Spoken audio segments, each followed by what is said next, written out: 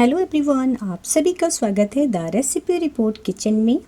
आज मैं आपके लिए लेकर आई हूँ एक ऐसे नाश्ते की रेसिपी जिसे बनाने के बाद यकीन मानिए घर में हर कोई आपसे इसे बार बार बनाने की डिमांड करेगा।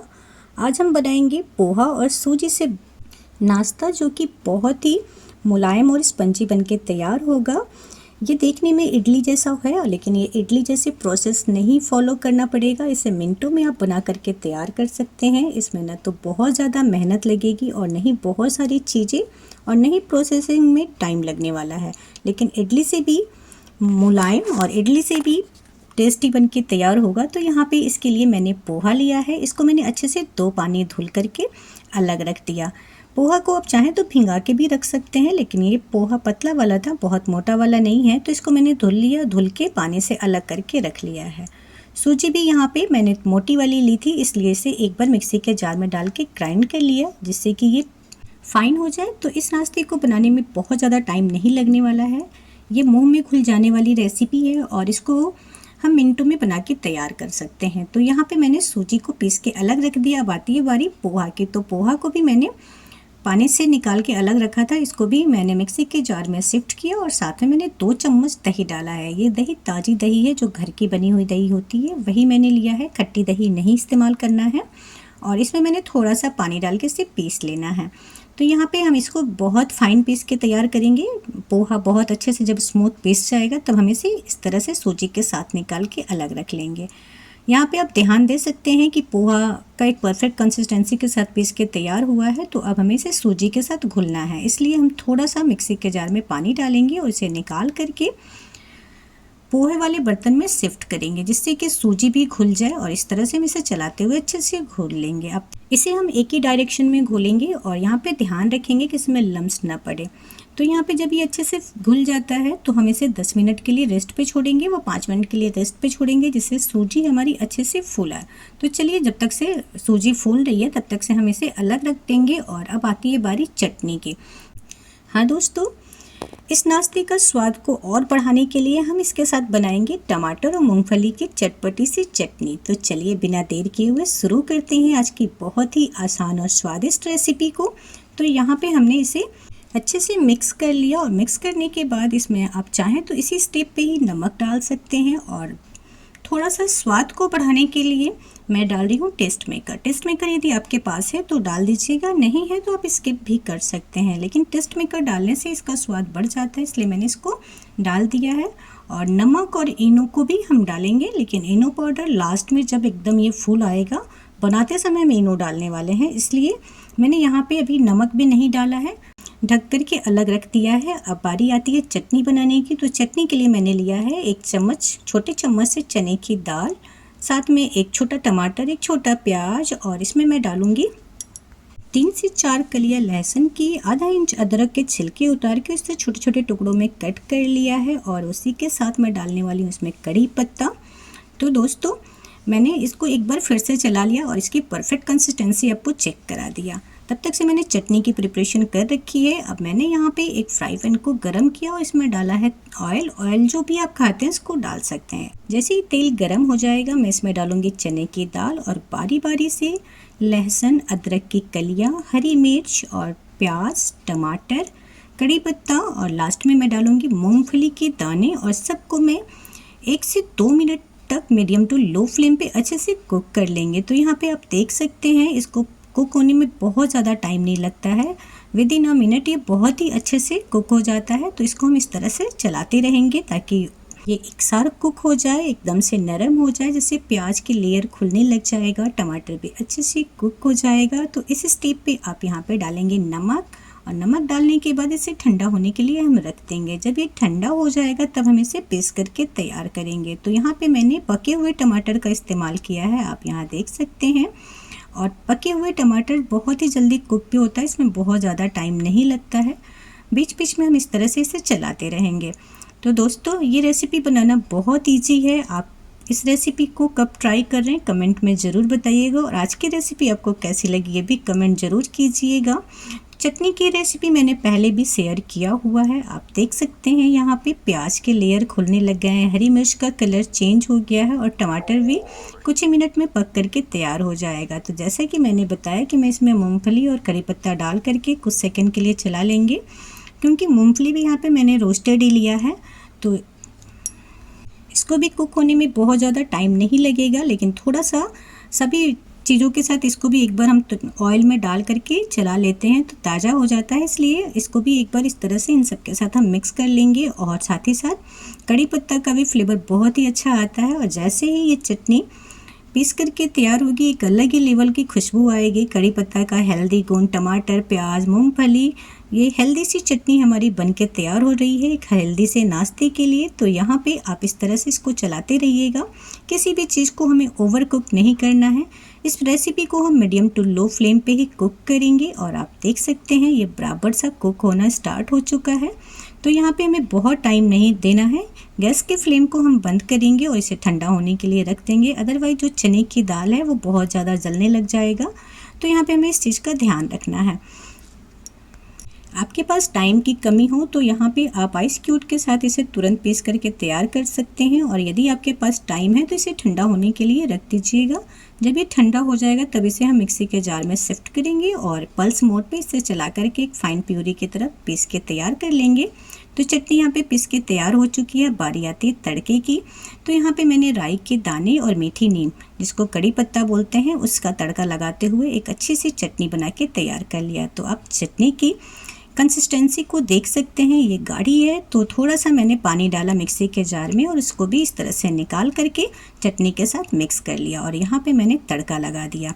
मैंने इसमें नमक पहले ही डाल रखा था जैसे ही टमाटर डाला उसी समय पे, लेकिन किसी वजह से मैं कैप्चर नहीं कर पाई कैमरे में। तो यहाँ पे आप नमक भी अपने स्वाद के अनुसार डाल सकते हैं। यदि पहले डाल चुके हैं तो अच्छा है, अदरवाइज़ इस स्टेप पे भी डाल सकते हैं। लेकिन हाँ, टमाटर और प्याज को कुक होते समय आप नमक डालते हैं तो जैसा कि नमक कुकिंग प्रोसेस को तेज़ करता है, टमाटर बहुत जल्दी गल जाता है, इसलिए कोशिश कीजिएगा जैसे ही आप टमाटर डालते हैं उसी टाइम पे नमक भी डाल दीजिए। यहाँ पे चटनी रेडी हो चुकी है। इस चटनी की खुशबू इतनी ज़बरदस्त है कि इडली खाने का मन अपने आप ही करने लगेगा। तो चलिए दोस्तों, चटनी को हम एक तरफ रखते हैं और आगे का प्रोसेस फॉलो करते हैं। तो यहाँ पे हम बैटर को फिर से चेक करा दूँ। 10 मिनट हो चुका है जब तक हमारी चटनी बन रही थी और बैटर यहाँ पे पूरी तरह से ठीक हो चुका है। तो इस स्टेप पे मैंने नमक डाला, नमक स्वाद अनुसार डाला है और यहीं पे मैं डाल रही हूँ इनो। आप जितनी क्वांटिटी में इडली बना रहे हैं उतनी ही क्वांटिटी में आप यहाँ पे नमक और इनो की क्वांटिटी ले सकते हैं। नमक अपने स्वाद के अनुसार ले सकते हैं, जैसा खाते हैं आप, कम या ज़्यादा कर सकते हैं। और यहाँ पे इनो डालने के बाद मैंने 1 चम्मच पानी डाला जिससे कि इनो अच्छे से एक्टिवेट हो जाए।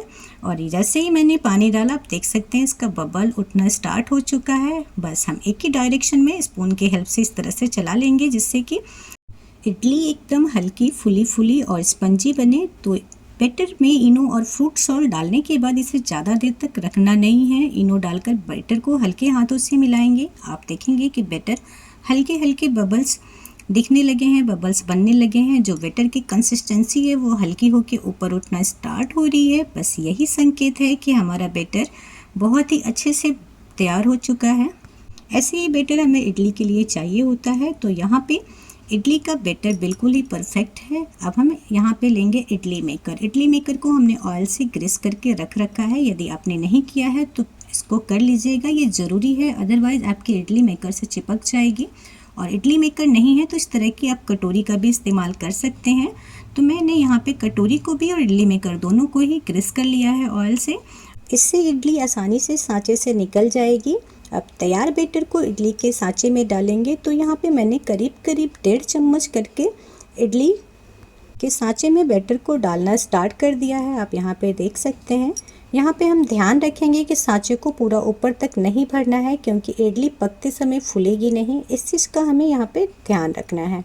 अब इडली स्टैंड को स्टीमर में हम रखेंगे तो इससे पहले हम स्टीमर को तैयार कर लेते हैं। तो मैंने करीब करीब 1 से 1.5 गिलास पानी डाल करके बॉयल होने के लिए गैस पे रख दिया है। और जैसे ही पानी अच्छे से बॉयल हो रहा है यहाँ पे हमने सांचे में एक एक करके इडली बैटर को इडली मेकर में डाल करके इस तरह से फिल कर लिया है। तो आप यहाँ पे देख सकते हैं ये प्रोसेस बहुत ही ईजी है। इसी के साथ हम बात करते हैं कुछ ज़रूरी टिप्स पे, जो कि छोटी छोटी बातें हैं जिसको ध्यान रखते हैं तो आपकी इडली बहुत ही मुलायम और स्पॉन्जी बनेगी, बहुत ही टेस्टी बनेगी। तो पहली बात, बैटर को बहुत ज़्यादा पतला ना करें। दूसरी बात, पोहा और सूजी को पर्याप्त समय दें ताकि दोनों अच्छी तरह से फूल जाए।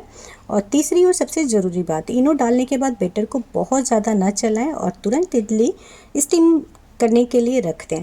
और स्टीमर को भी पानी से पहले ही गर्म होना चाहिए। इससे इडली जैसे ही आप साँचे के अंदर डालते हैं तो इसको तुरंत रेडी करके आप स्टीमर में रख सकें। इन छोटी छोटी बातों का ध्यान रखते हैं तो आपकी इडली एकदम परफेक्ट फुली फुली और मुलायम बनेगी। तो दोस्तों, आपको रोज़ रोज़ एक ही तरह का नाश्ता खाकर बोरियत हो गई है तो एक बार पोहा और सूजी से इडली ज़रूर बनाकर देखिए। बच्चों से लेकर बड़ों तक सभी को इसका स्वाद ज़रूर पसंद आएगा। और इसके साथ ही बनी टमाटर और मूंगफली चटनी नाश्ते में मिल जाए तो फिर क्या ही कहना। तो दोस्तों, यहाँ पे आपने देखा कि मिनटों में हमने इसका बैटर को रेडी किया और 10 मिनट के अंदर ही हम इसको बना करके तैयार कर सकते हैं। तो कह सकते हैं सुबह की ब्रेकफास्ट के लिए, बच्चों के लंच के लिए और हल्की फुल्की भूख के लिए परफेक्ट रेसिपी है। इसको आप सांभर व चटनी के साथ भी सर्व कर सकते हैं।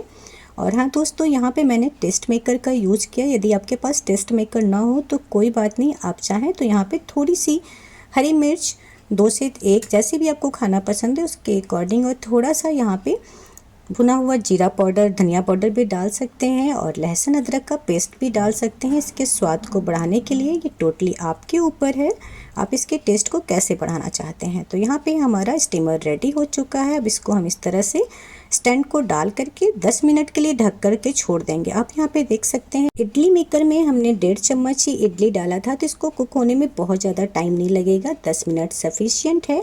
और जब भी आपकी इडली कुक हो जाती है तो एक बार स्पून डाल करके व एक बार इस तरह से नाइफ़ डाल के ज़रूर चेक कीजिएगा। यदि आपकी नाइफ़ साफ़ निकल आती है इट्स मीन इडली बहुत ही अच्छे से कुक हो चुकी है। और यदि इडली का बैटर इसमें लग रहा है इट्स मीन्स इसे कुक होने में टाइम लग रहा है, तो आप यहाँ पे मीडियम टू हाई फ्लेम पे 10 मिनट के लिए इसे कुक कर सकते हैं। तो आप देख सकते हैं ये कितना ही सॉफ्ट बनके तैयार हुआ है। मुंह में घुल जाने वाली इडली मिनटों में बनके तैयार हो चुकी है। तो आप इस रेसिपी को कब ट्राई कर रहे हैं और अपना एक्सपीरियंस हमारे साथ ज़रूर शेयर कीजिएगा।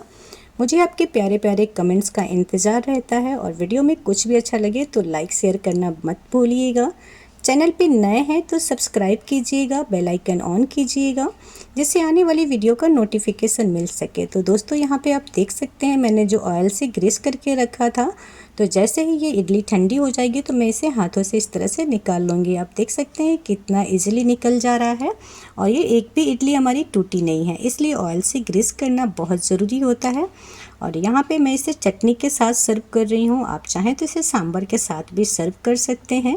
मेरे घर में ये सभी को बहुत पसंद आया। तो दोस्तों, आप भी इसे बनाइए, खाइए और अपनी फैमिली को खिलाइए। तो आज की ये हेल्दी सी टेस्टी सी नाश्ते की रेसिपी आपको कैसी लगी कमेंट ज़रूर कीजिएगा। वीडियो में यहाँ तक बने रहने के लिए आपको बहुत बहुत धन्यवाद। जल्दी ही मिलते हैं ऐसे ही हल्की फुल्की हेल्दी सी नाश्ते की रेसिपी के साथ। तब तक के लिए bye, take care, thanks for watching.